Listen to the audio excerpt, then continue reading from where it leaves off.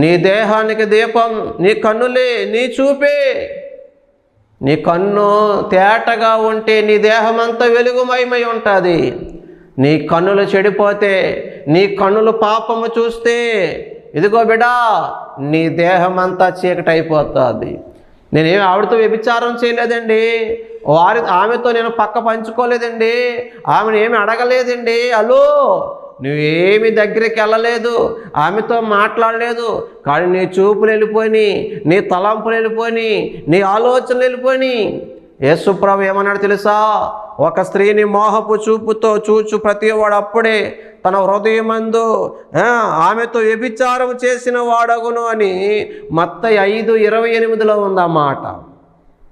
నువ్వు ఆమె దగ్గరికి వెళ్ళలేదు, ఆమెతో మాట్లాడలేదు, కానీ నీ చూపులు వెళ్ళిపోయి, నీ ఆలోచనలు వెళ్ళిపోయి, నీ ఆలోచనలో చెడిపోయావు, తలంపుల్లో ఊహల్లో పాపం చేసి వచ్చేసావు.